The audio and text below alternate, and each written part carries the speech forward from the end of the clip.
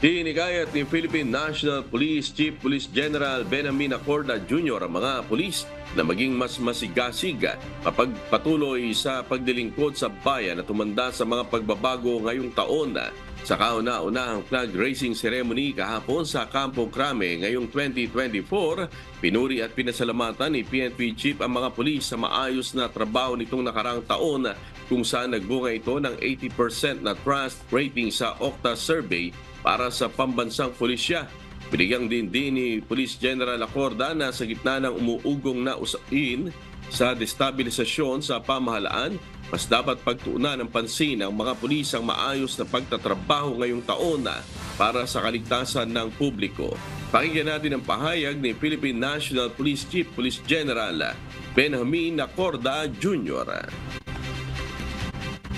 Sa harap ng bagong taon, alam kong may mga bagong pagkakataon at mga hamon na naghihintay sa atin. Kaya hinihikayat ko, ipagpatuloy ninyo ang pagiging masigasig, maging bukas sa mga bagong idea at laging handang humarap sa mga pagbabago. Our goal in 2024 is to sustain the trust and confidence of our communities and make positive changes in the lives of the people we serve. Ituring natin ang bawat araw bilang pagkakataon na maging mas mabuting mga lingkod bayan. Payo pa ni General Acorda sa mga kasapi ng PNP, huwag magpa-apekto sa mga naglalabas ang peking impormasyon sa social media. Gayunman, hindi naiwasan ni Chief PNP na maglabas ng sama ng loob sa pagdadawit sa kanyang pangalan sa umano'y destabilisasyon laban sa pamahalaan. Hindi anya palalampasin ng pambansang pulisya ang insidente. Patuloy tayong magsikap na maging inspirasyon sa ating mga kasamahan at sa komunidad na ating pinagsisilbihan.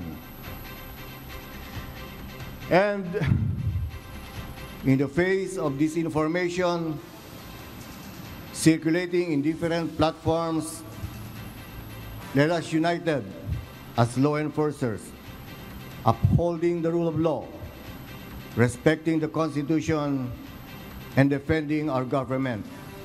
It hurts me that there are people na gusto lang maging sikat yung kanilang blog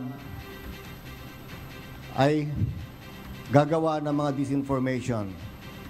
No less than my face, the face of the Chief of Staff, posted on viral and saying the AFP and the PNP withdrawing support or asking resignation of the President.